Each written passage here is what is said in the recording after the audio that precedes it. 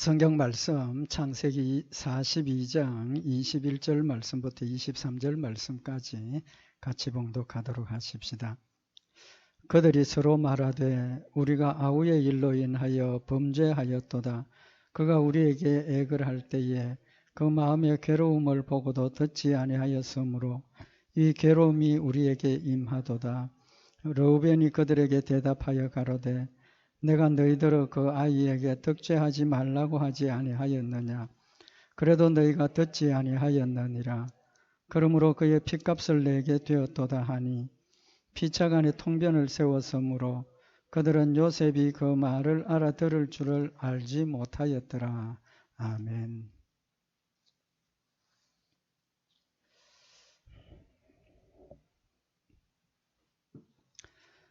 우리 창세기 42장에 있는 말씀은 요셉이 애굽의 총리가 되고 또 하나님께서 말씀하신 대로 기근이 7년 이제 왔죠. 풍년이 7년 지나고 기근이 7년이 지났는데 이제 기근이 오래되니까 전부 양식이 떨어져서 요셉의 형들도 이제 양식을 구하기 위해서 양식 사러 애굽으로 내려와서 이제 요셉을 만나는 그런 내용입니다. 특별히 오늘 여기 21절 22절에 보면 그들이 서로 말하되 우리가 아우의 일로 인하여 범죄하였도다. 그가 우리에게 액을 할 때에 그 마음의 괴로움을 보고도 듣지 아니하였으므로 이 괴로움이 우리에게 임하도다. 르우벤이 그들에게 대답하여 가로되 내가 너희들어 그 아이에게 득죄하지 말라고 하지 아니하였느냐. 그래도 너희가 듣지 아니하였느니라. 그러므로 그의 핏값을 내게 되었도다. 요셉의 형들이 이제 와서 요셉 앞에 엎드려서 곡식을 사기 위해서 있는데 이제 요셉이 형들에게 이야기를 하죠. 이제 그런 과정에서 형들이 지금 자기들끼리 하는 이야기입니다. 이 말씀의 의미가 뭐냐 하면 회개의 의미를 우리에게 교훈하시는 말씀입니다. 회개의 의미, 또 회개의 모습을 우리에게 교훈하는 말씀입니다. 그래서 오늘 이 본문 말씀을 중심으로 또 요셉의 형들의 그 모습을 통해서 하나님이 우리에게 원하시는 회개의 모습이 어떤 것인가, 또 회개가 우리 신앙생활에 어떤 의미가 있는가 하는 부분 말씀을 상고를 하려고 합니다. 우리 신앙생활의 중요한 요소가 뭡니까? 대개 이렇게 질문을 해보면 믿음을 이야기를 하는 분이 많습니다. 믿음, 순종. 근데 사실은 믿음이 절대죠. 우리가 예수를 믿고 구원받는 것이니까 믿음이 절대입니다. 가장 기본적인 겁니다. 근데 한 가지 우리가 좀 간과하고 지나가는 게 있는 게 뭐냐 하면 오늘 이제 말씀드린 것처럼 회개에 대한 부분입니다. 회개의 의미와 그 회개의 중요성을 우리가 한 번 더 좀 생각을 해보자는 겁니다. 우리 신앙생활의 핵심은 세 가지를 이야기를 한다면 회개, 믿음, 순종 그렇게 될 겁니다. 그렇게 됩니다. 왜 회개가 이 신앙생활에 기본적이고 중요한 건가? 믿음하고 같은 그런 위치에 있는가 하는 겁니다. 왜 그렇겠습니까? 우리가 예수를 믿는데 예수 믿는 것이 먼저입니까? 예수 믿는 믿음을 고백하는 게 먼저입니까? 우리 대개 예수 믿고 구원받는다. 그래서 믿어야 된다. 이런 이야기를 하는데 사실은 믿음 이전에 꼭 해야 될 게 있습니다. 믿음 이전에 꼭 하는 게 있습니다. 그게 뭡니까? 오늘 회개에 대한 말씀을 드린다 했으니까 회개입니다. 믿기 전에 회개하고 믿음을 고백하고 예수 믿고 또 예수 믿고 난 뒤에는 뭘 해야 됩니까? 순종해야 되죠. 순종합니다. 필수죠. 근데 그 순종이 온전하게 됩니까? 안 됩니까? 안 되지 않습니까? 그럼 순종이 안 될 때 그건 뭡니까? 죄죠. 불순종한 겁니다. 그 불순종한 죄를 하나님 앞에 인정하고 회개하고 또 순종하고 또 부족한 거 불순종한 거 회개하고 그러니까 결국은 신앙생활의 시작은 어디에서 시작이 됩니까? 회개에서 시작되어서 회개로 이어지고 마지막 심판대 앞에 서서 뭐 한다고 그랬습니까? 우리 모든 죄를 잊어버리고 회개 못한 것, 뭐 알고도 회개 못한 것, 그 모든 것들을 하나님 앞에서 회개하고 그 다음에 용서받고 천국 가는 겁니다. 그렇게 보면 우리 신앙생활은 회개로 시작해서 뭘로 마감합니까? 회개로 마무리되는 겁니다. 그리고 신앙생활의 과정은 뭡니까? 계속해서 뭐 하는 겁니까?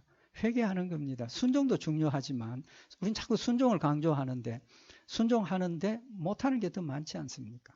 그럼 그 문제를 어떻게 해결하느냐는 겁니다. 그럼 순종 못한 것은 늘 회개해야 되는 거죠.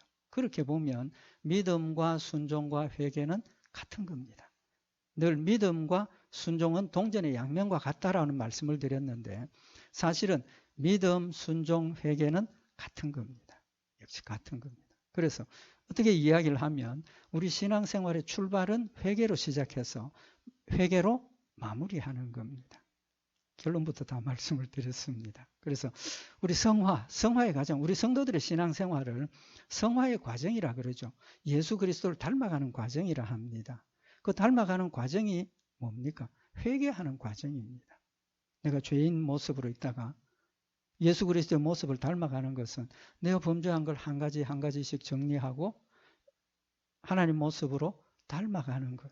바로 그것이 성화의 과정이고 그 성화의 과정의 필수적인 것이 회개라는 사실을 우리가 한번 먼저 마음에 새기고 하나님이 원하시는 그 회개는 어떤 모습인가 하는 부분에 대해서 말씀을 상고를 하도록 하십시다.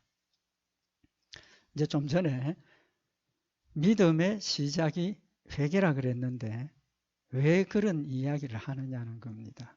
왜 그런 이야기를 하느냐. 세례 요한의 첫 번째 설교가 뭡니까? 회개하라 천국에 가까웠느니라. 예수 믿으라가 아닙니다. 세례 요한의 역할이 예수님이 그리스도시고 메시아라는 사실을 알리고 믿도록 하는 거지만 예수 그리스도를 전하기 이전에 뭐부터 전합니까? 회개하라 천국에 가까웠느니라. 예수님의 공생의 시작의 첫 설교가 뭐였습니까? 같은 내용이죠.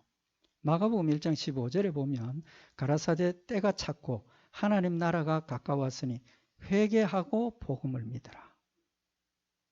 때가 가까웠으니까 세례 요한하고 같은 말이죠. 천국이 가까웠으니까 회개하고 복음을 믿으라고 말씀을 하십니다. 우리가 아는 기준으로 보면 뭐라고 말씀하셔야 됩니까? 천국이 가까웠으니 예수님을 믿으라. 또 천국이 가까웠으니 회개하고 예수님을 믿으라. 그런 이야기가 될 수 있겠죠. 근데 오늘 여기 예수님께서 회개하고 복음을 믿으라 라고 하신 그 말씀 가운데서 우리가 예수 믿기 전에 무슨 죄를 회개해야 하느냐 하는 것을 가르쳐 주고 계십니다. 무슨 죄를 회개해야 됩니까?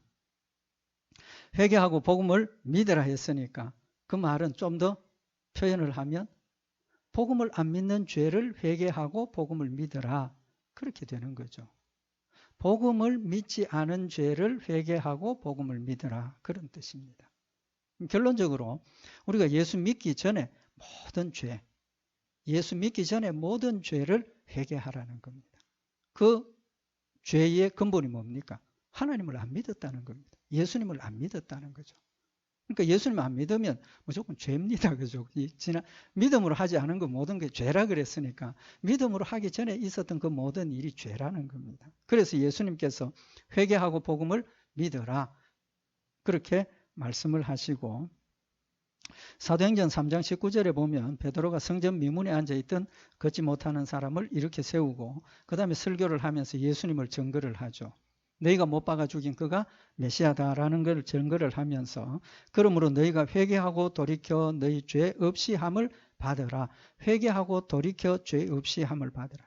여기 돌이킨다는 뜻이 뭡니까? 하나님을 향하지 않고 예수 그리스도를 향하지 않았던 그 모든 것들을 회개하고 죄를 인정하고 회개하고 죄 없이 함을 받으라. 용서함을 받으라는 것을 말씀을 하고 있습니다.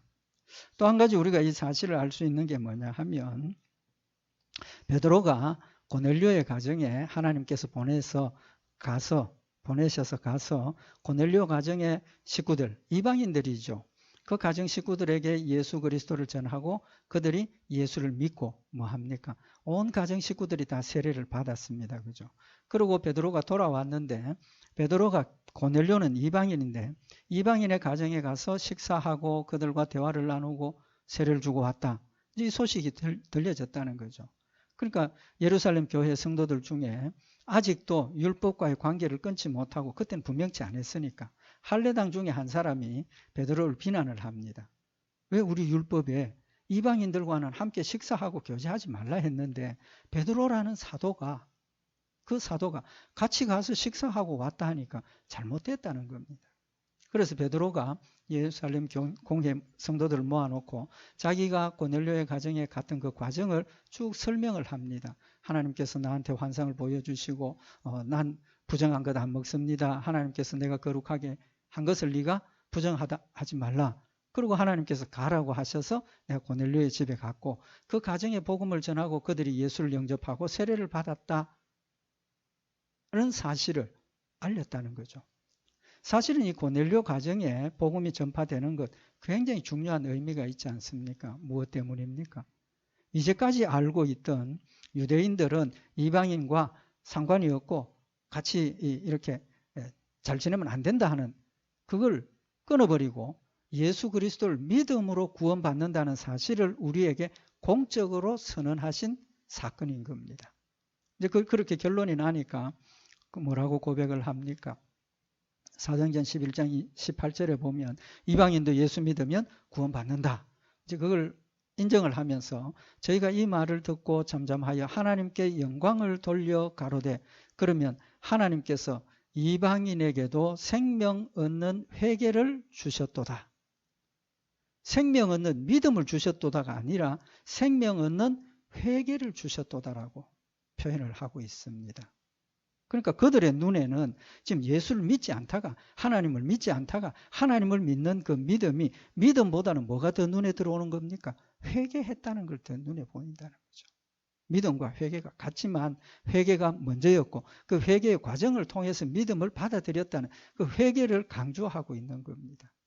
그럼 앞에서 결론적으로 말씀을 드린 것처럼 우리 신앙생활의 출발은 회개로부터 시작이 되고 예수 믿기 전에 죄 회개하고 예수 믿고 죄 용서함을 받고 그 다음에 용서함 받은 그 은혜가 크고 고맙고 또 하나님께서 하나님의 백성된 자들에게 말씀을 순종하라고 명령을 하셨기 때문에 순종하는 삶을 우리가 살아가는데 완전하지 않다는 거죠. 늘 넘어진다는 겁니다. 그럴 때 우리가 해야 될 일은 그저 엎드려서 하나님 내 죄를 용서해 주십시오. 회개의 반복을 통해서 우리가 죄와 멀어지고 회개의 반복을 통해서 우리의 모습이 그리스도의 모습을 닮아가게 되고 그래서 회개의 연속인 겁니다. 회개의 연속의 과정을 통해서 마지막 주님 앞에 섰을 때 내 모든 죄를 총괄적으로 회개하고 천국에 들어가는 거죠. 결론은 우리의 신앙생활의 핵심이 믿음도 중요하지만 뭐가 더 중요합니까? 회개가 더 중요하다는 거죠. 회개. 믿음 한번 있어도 내 죄를 보았어도 회개하지 않으면 문제가 생긴다는 거죠. 믿음과 회개가 같은 거지만 믿음의 생활화인 것처럼 회개도 생활화가 되어야 된다는 겁니다. 우리의 삶이 회개의 생활화가 돼야 된다. 그러면 회개가 첫 번째 의미가 뭡니까? 회개를 하기 위해서 우리가 제일 먼저 해야 될 것. 자신을 돌아보는 겁니다. 그죠? 내 자신을 돌아봐야 뭐가 잘못된지 뭐가 잘한 건지 알아야 일단은 회개할 게 생기는 겁니다. 그죠? 그래서 제일 먼저 우리가 해야 될 것이 나 자신을 돌아보는 것. 그래서 그런 말씀 많이 하시지 않습니까? 새벽 기도 때 또는 내가 기도할 때 엎드려서 내 자신을 돌아보고 내가 뭐 잘못한 거 없는가? 또 하루를 마감하고 자기 전에 엎드려서 오늘 하루 내 삶의 어떤 모습이 어땠는가? 내 말이 어땠는가? 행동이 어땠는가? 말씀에 비추어서 돌아보고 뭐 하는 겁니까? 회개하는 겁니다. 내 하루를 정리하는 거죠. 바로 그런 의미를 우리에게 교훈을 하시는 겁니다. 오늘 여기 이제 본문에서 우리 같이 봉독한 말씀을 보면 21절에 그들이 서로 말하되 우리가 아우의 일로 인하여 범죄하였도다. 우리가 아우의 일로 범죄했다. 이 뜻이 뭡니까? 우리가입니다. 우리가 범죄했다. 어떻게 해서 이 사실을 알게 된 겁니까? 우리가 범죄했다는 사실을 이 아우의 일로라는 말은 조금 이제 이거부터 설명을 좀 드리고 말씀을 더 참고를 하십시다. 이제 형들이 그 양식을 사기 위해서 요셉에게 찾아왔습니다.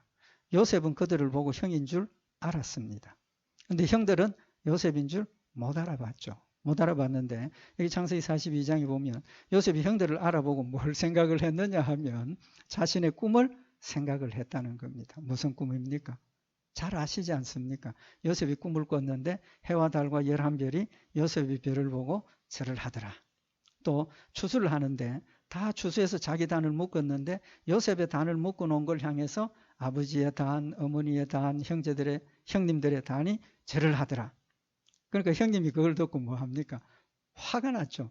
이게 무슨 소리를 하느냐고. 심지어 아버지, 어머니까지도 너한테 엎드려 절한다는 말이 이게 화가 난 겁니다. 이제 그게 시기가 되는 거죠. 그것 때문에 결국은 요셉을 죽이려고 작정을 합니다. 요셉이 오는 걸 보고 죽이자 했는데 르우벤이 야 우리 손에 피 묻히면 안 된다. 살려서 구덩이에 그냥 던져 넣어라. 구덩이에 던져 넣고 이제 르우벤은 그렇고 난 뒤에 구덩이에 던져 놓고 기회가 있으면 자기가 동생을 살려서 돌려보내려고 이제 그렇게 작정을 했죠. 근데 마침 애굽으로 가는 상인들이 지나가는 걸 보고 형님들이 의논을 하고 야 우리 그냥 죽일 게 아니라 팔자. 그래서 종으로 팔아버려서 요셉이 애굽으로 간 것 아닙니까? 그러니까 요셉이 거기 가서 이제 총리가 되었는데 요셉이 형들을 보면서 자신의 꿈, 해와 달과 11별이 자기를 위해서 절하는 것, 또 다른 형제들 부모님의 곡식단이 자기를 보고 절하던 그 꿈을 생각을 했다는 겁니다. 그럼 요셉은 그 꿈을 생각했다는 걸 뭘 알았다는 겁니까? 자신도 그 꿈이 무슨 의미인지 잘 몰랐을 수도 있겠죠. 근데 형들이 직접 와서 자기 앞에 엎드려서 부복을 하고 떠는 걸 보고 하나님께서 그 꿈이 이것이었구나. 아마 그렇게 깨달았을 수도 있을 겁니다. 근데 요셉이 그 꿈을 생각을 하면서 형들에게 뭘 합니까? 형들에게 자신의 신분을 노출시키지 않고 너희들 여기 왜 왔느냐? 곡식 사러 왔습니다. 아니다. 내가 볼 때는 너희들 정탐꾼이다. 너희들이 여기 와서 우리나라의 상황을 보고 돌아가서 공격하려고 하는 그런 정탐꾼이다. 그렇게 몰아세우죠. 그럼 형들의 입장은 어떻습니까? 정탐꾼이라면 어떻게 됩니까? 잡혀서 죽든지 굉장히 위험한 처지에 놓인 거죠. 그러니까 형들이 아니요 우리 정탐꾼 아닙니다. 우리 아버지 한 분이고 우리 다 형제입니다. 우리 12형제인데 한 형제는 없어졌고 마지막 막내는 집에 있고 우리 10사람이 왔습니다. 그러니까 요셉이 뭐라고 합니까? 그래? 한번 그러면 증명을 해봐라. 너희들 다 남고 한 사람만 가서 동생 막내 있다는 걸 데리고 와서 너희 말이 사실이라는 걸 증명을 해라. 그리고 옥에 가두어 버립니다. 사흘을 지나고 요셉이 그 형들을 불러내죠. 불러내고 이번에는 나도 하나님을 경외하는 사람이다. 이제 그러면서 내가 너희들 형편을 봐서 좀 그 조건을 좀 완화를 시키겠는데 한 사람만 남고 나머지는 가서 막내를 데리고 오느라 이제 그렇게 되는 거죠. 그때 이 형들이 하는 이야기가 우리가 동생의 일로 죄를 범했다라고 이제 서로 이야기를 하는 거죠. 서로 그죠. 왜 이런 이야기를 합니까? 좀 전에 말씀드린 것처럼 너희 정탐꾼이라 하는 이 상황은 자신들의 상황이 잘못하면 어떻게 됩니까? 10사람 다 죽을 수 있는 그런 상황이라는 거죠. 어쩔 수 없는 굉장히 고통스럽고 두려운 그런 억울한 누명을 쓴 그런 상황입니다. 그런 상황이 되니까 감옥에 사흘을 감옥에 갇혀 있었는데 그동안 뭐 생각했겠습니까? 우리에게 왜 이런 일이 벌어졌나? 왜 이런 억울한 일이 벌어졌고 왜 이런 어렵고 위험한 일이 우리에게 벌어져서 우리가 이런 고통을 당하는가? 아마 의논했을 수도 있을 겁니다. 서로 이야기를 나눴을 수도 있을 겁니다. 그 결론이 우리가 아우의 일로 범죄했다. 우리라는 말이 뭡니까? 자기입니다. 그죠? 자기. 그 열 형제의 입장에서 보면 열 형제 자신들을 돌아본 겁니다. 회개의 출발은 자기를 돌아보는 겁니다. 자기를 돌아보는. 그래서 그들이 결론 내린 것이 우리가 그때 요셉 동생 미워하고 시기하고 죽이려고 했고 동생이 막 액을 하는데 그 마음의 괴로움을 보지도 않고 듣지도 않고 그냥 팔아버렸다. 형제로서 우리가 할 일을 못했다는 거죠. 그 죄로 깨달아졌다는 겁니다. 그러니까 그들이 서로 말하되 우리가 아우의 일로 범죄했다. 서로 인정하는 겁니다. 자기를 돌아보는 거죠. 근데 르우벤의 대답이 뭡니까? 22절에 보면 르우벤이 그들에게 대답하여 가로되 내가 너희들어 이 아이에게 득죄하지 말라고 하지 아니하였느냐. 그래도 너희가 듣지 아니하였느니라. 그러므로 그의 핏값을 내게 되었도다. 르우벤이 지금 형제들에게 내가 그때 너희들에게 동생에게 득죄하지 말라, 죄 범하지 말라고 하지 않느냐. 너희가 안 들어서 이런 일이 일어났다. 이제 이렇게 되어진 거죠. 여기서 우리가 한 가지 좀 생각을 해볼 수 있는 게 뭐냐 하면 우리도 마찬가지입니다. 세상 사람들도 마찬가지입니다. 집안에 우환이 있고 뭐 걱정이 생기고 문제가 생기면 뭐 합니까? 이거 왜 이런 일이 생겼는가? 안 믿는 사람들은 그래서 뭐 합니까? 점치러 가죠. 혼자 생각해 보다가 안 되니까 점치러 갑니다. 왜 그렇습니까? 원인을 어디서 찾아야 됩니까? 내 안에서 찾아야 되는데 내 안에 현실적인 건 보이지 않으니까 점치러 가서 다른 눈에 보이지 않는 거 그거 찾아보려고. 문제가 해결이 안 되는 거죠. 오늘 여기 르우벤이 형제들을 향해서 내가 너희들을 그 아이에게 득죄하지 말라고 하지 않았느냐라는 이 말은 잘못하면 어떤 뜻이 됩니까? 나는 깨끗하고 나는 그때 말렸는데 너희들이 그 말 안 듣고 이렇게 해서 나까지 이런 고통을 당한다. 이런 의미도 될 수 있다는 거죠. 될 수 있다는 겁니다. 그러나 오늘 지금 르우벤이 이렇게 이야기를 하는 것은 그런 형제를 지적을 하고 나는 피해보겠다. 그런 뜻이 아닙니다. 그런 뜻이 아니고 현실, 있었던 사실을 이야기를 하는 겁니다. 그때 어떤 일이 있었습니까? 성경에 보면 형들이 죽이려고 할 때 좀 전에 말씀드린 것처럼 그 아이 죽이지 말고 우리 손에 피 묻히지 말고 그냥 자연사 하도록 그 물 없는 웅덩이에 던져 넣어라. 그리고 마음에는 기회를 봐서 동생을 구하려고 했다는 거죠. 현실, 사실을 이야기를 하는 겁니다. 왜 그러냐 하면 만약에 르우벤이 이걸 인정을 안 하고 자기만 깨끗하다고 했다면 21절에 서로 말하되 우리가 아우의 일로 범죄했다. 그게 동의하는 겁니까? 안 하는 겁니까? 자신은 동의 안 하는 거죠. 그럼에도 불구하고 21절에 같이 다 동의를 했습니다. 나도 너희와 똑같다. 동의를 했습니다. 그렇지만 지금 르우벤이 하는 일은 비난하기 위한 것이 아니라 그때 상황에서 우리가 이런 기회가 있었음에도 불구하고 그 기회를 놓쳐버리고 범죄했다. 자신들의 죄를 확실하게 지금 인정하는 의미가 있다는 거죠. 결론은 회개는 어디서부터 시작합니까? 나를 돌아보는 겁니다.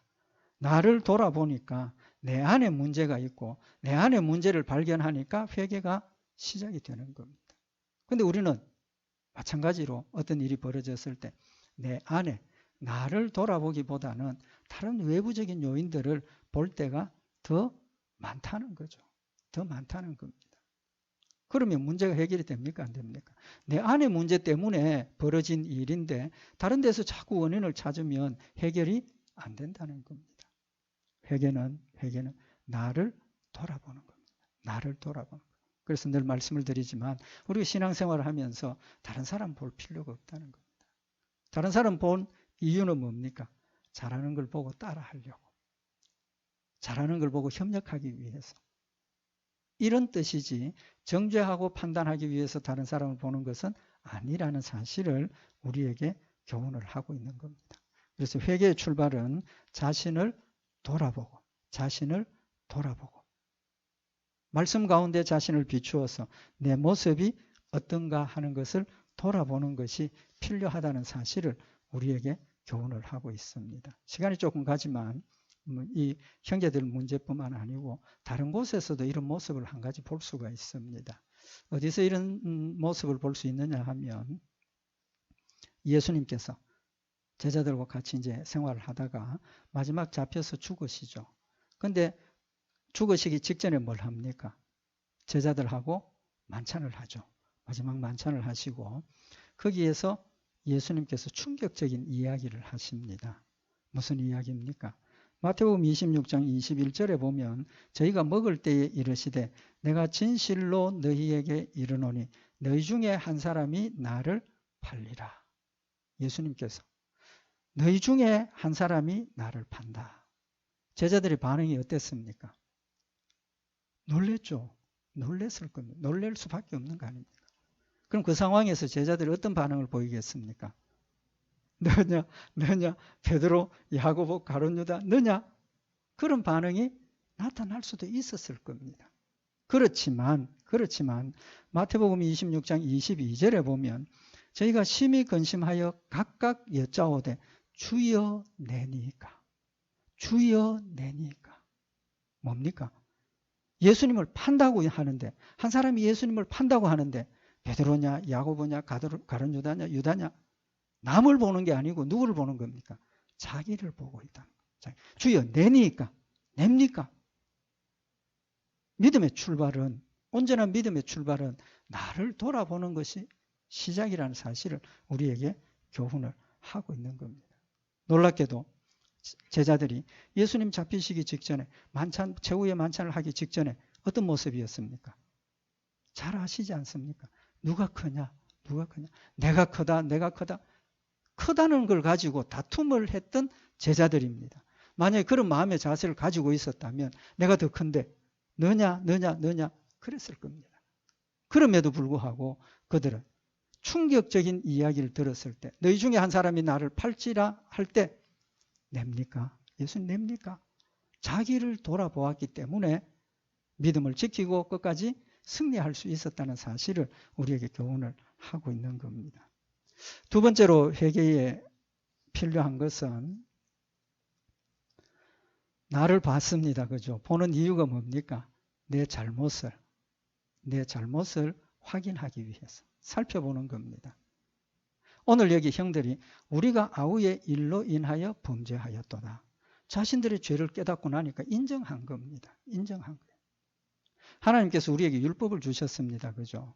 율법을 주신 목적이 뭡니까? 율법을 주신 목적은 로마서 3장 20절에 보면 율법으로는 죄를 깨달음이니라. 하나님께서 우리에게 율법을 주신 목적은 죄를 깨닫게 하기 위해서. 로마서 7장 7절에 보면 율법으로 말미암지 않고는 내가 죄를 알지 못하였으니 곧 율법이 탐내지 말라 하지 아니하였다면 내가 탐심을 알지 못하였으리라. 하나님께서 율법을 통해서 우리에게 선과 악을 명백하게 가르쳐 주셨습니다. 요건 선, 요건 악, 요건 선, 요건 불신앙, 죄. 선과 죄를 명확하게 우리에게 밝혀주신 겁니다. 왜 그렇습니까? 기준을 알아야 뭐가 악이고 뭐가 선인가 기준을 알아야 선을 취할 수도 있다는 겁니다. 선을 취할 수 있다는 거죠. 그래서 하나님께서 우리에게 이제 봉독해드린 것처럼 율법이 욕심, 탐내는 것, 죄다. 그랬기 때문에 탐내는 게 죄가 되는 것입니다. 율법이 없었다면 그런 기준이 없으니까 죄가 없는 거죠. 법을 우리에게 주신 겁니다. 하나님께서 우리에게 죄를 깨닫게 하시는 것. 죄를 깨닫게 하시는 이유는 죄를 범하지 않고 하나님이 원하시는 대로 선한 행동을 하도록 하기 위해서. 두 번째는 죄를 깨닫고 뭐 하기 위해서? 회개하도록 하기 위해서. 그렇게 보면 우리가 회개하는 것 누가 하게 하는 겁니까? 하나님이 하게 하시는 겁니다. 내 죄를 깨닫는 것도 누가 하는 겁니까? 하나님께서 내 죄를 깨닫게 하시는 겁니다. 무엇으로? 말씀으로. 성령님께서 하나님의 말씀으로 내 죄를 깨닫게 하시는 겁니다. 그래서 요한복음 16장 8절에 보면 예수님께서 성령님 보내주실 것을 말씀을 하시면서 그가 와서 다시 말하면 성령이 와서 죄에 대하여 의에 대하여 심판에 대하여 세상을 책망하시리라. 성령님이 오셔서 우리 가운데서 나에게 하시는 일은 내 죄에 대해서, 의에 대해서, 심판에 대해서 책망하신다 그랬습니다. 구체적인 건 다음에 더 설명을 하도록 하고 상고를 하도록 하고, 죄에 대해서라는 게 뭡니까? 내 죄에 대해서. 뭘 가지고? 말씀을 가지고. 하나님께서 탐내지 말라 했는데 너 탐심 가지고 있지 않느냐? 너 하나님께서 하나님을 사랑하라 했는데 너 사랑하지 못하고 있지 않느냐? 지금 너 있을 자리가 거기가 아닌데 왜 거기 있느냐? 성령님께서 우리 마음속에 내 모습을 깨닫게 하시는 겁니다. 책망하시는 이유가 내 모습을 깨우쳐 주시는 겁니다. 나를 부끄럽게 하고 나에게 징벌을 가하고 나에게 벌을 주기 위해서가 아니라 내 죄악된 모습을 깨우쳐 주셔서 회개하도록 하시기 위해서. 그래서 고린도후서 7장 10절에 보면 하나님의 뜻대로 하는 근심은 후회할 것이 없는 구원에 이르게 하는 회개를 이루는 것이요 세상 근심은 사망을 이루는 것이니라. 하나님의 뜻대로 하는 근심 뭡니까? 성령님께서 나에게 주시는 근심입니다. 성령님께서 내 마음속에 너 왜 그 있을 자리가 아닌데 왜 거기 있느냐? 너 가야 할 방향이 그게 아닌데 왜 그쪽으로 가느냐? 너 왜 그렇게 쓰러져 있느냐? 하나님이 주시는 근심입니다. 하나님의 뜻대로 하는 근심. 이 근심이라는 뜻은 고통이라는 뜻인데 우리가 어렵고 힘든 일을 당할 때 오늘 여기 요셉의 형들처럼 자신을 돌아볼 수 있어요. 자신을 돌아보면서 그 고통의 원인이 어딘지 출발이 어딘지 내 자신이 무엇이 문제인지를 깨닫고 거기서부터 벗어나도록 하시는 겁니다. 중요한 게 뭡니까? 깨우쳐 주셨을 때 뭐 해야 됩니까? 인정해야 되는 겁니다. 인정해야 되는 거예요. 성경에 보면 예수님께서 아브라함을 찾아와 가지고 이제 그 마지막 그 소돔과 고모라를 향해서 가면서 아브라함에게 너 안에 사라가 어디 있느냐? 그 문 뒤에 숨어 있었는데 하나님께서 하시는 말씀이 내가 돌아올 때 내년 이맘때 사라가 아이를 낳는다. 그 소리 듣고 사라가 뭐 했습니까? 속으로 웃었다 그랬습니다. 그죠? 성경에 보면 속으로 웃었다. 하나님께서 뭐라고 그랬습니까? 사라야 너 왜 웃느냐? 왜 웃느냐 하니까 사라가 뭐라고 그랬습니까?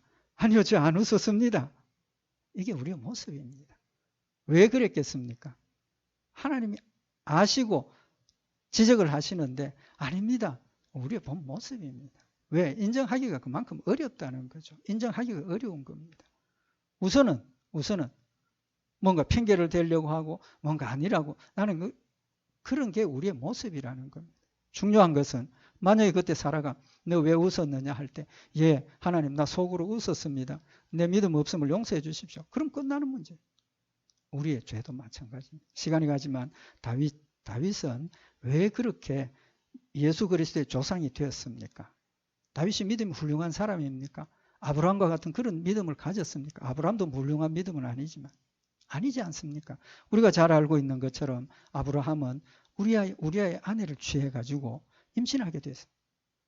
사람들이 이제 알게 된단 말이에요. 우리아는 전쟁터에 가서 지금 전쟁 치르고 있는데 그래서 다윗이 전쟁터에 기별을 보내서 우리아를 왕궁으로 보내라 왔습니다.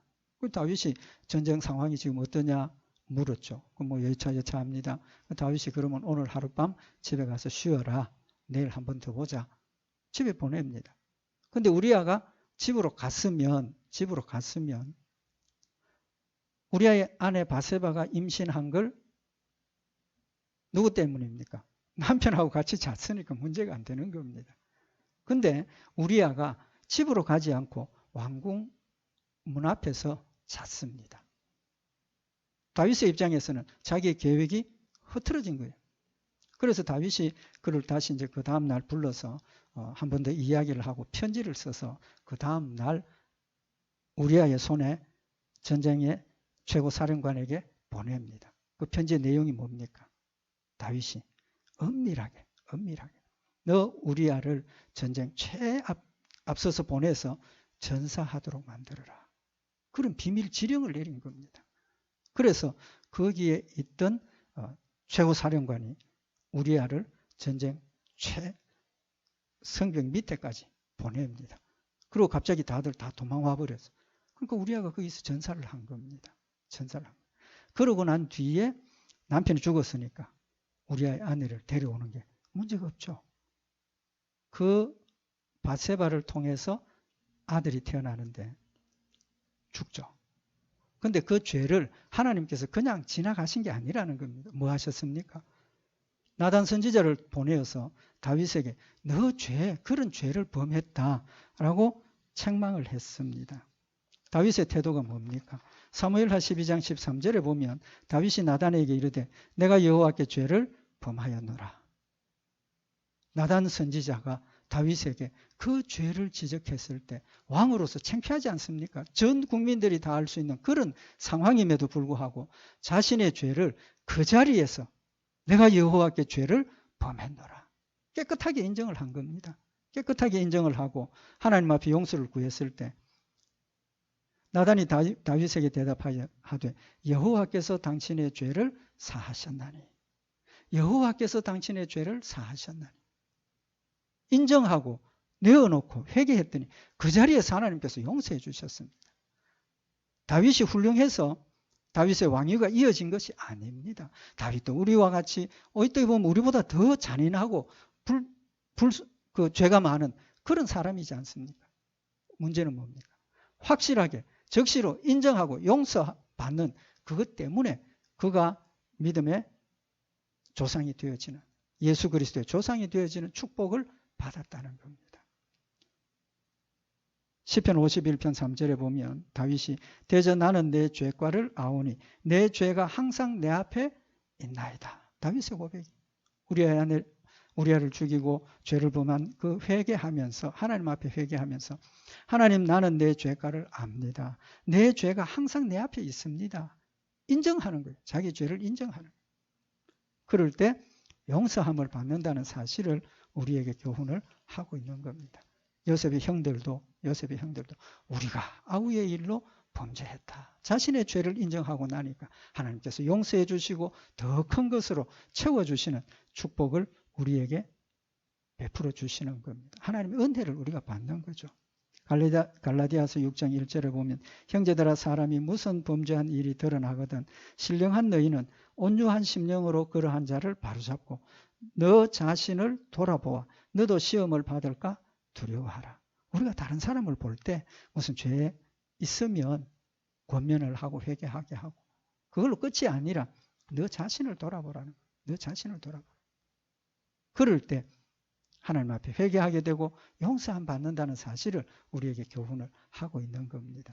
회개는 나를 돌아보는 것, 내 죄를 인정하고 고백하는 것, 용서의 길이라는 것 다시 한번 마음에 새기고 늘 항상 하나님 앞에서 내 모습을 돌아보면서 경건과 또 거룩함과 하나님 주신 충성의 모습이 우리 성도들 앞에 풍성한 열매가 되기를 원합니다. 기도드리십시오. 사랑의 하나님 아버지 우리를 사랑하셔서 우리의 죄를 대신해서 예수님 십자가에 못 박혀 죽으심으로 우리가 우리의 죄를 인정하고 회개할 때 용서하시는 하나님의 놀라운 축복의 역사가 있었음을 다시 한번 마음에 새기는 저희들 되게 하시고 용서하기를 원하시는 하나님, 용서하시는 하나님의 사랑 마음에 새겨서 어떤 경우에라도 내 죄를 인정하고 하나님 앞에 내어놓고 회개하고 용서함 받는 놀라운 역사가 있게 하시고 회개의 용서의 축복이 늘 풍성한 즐거움과 기쁨과 감사가 되는 복된 성도들 되도록 주님 축복하여 주시옵소서. 우리 주 예수 그리스도의 이름으로 기도드리옵나이다. 아멘.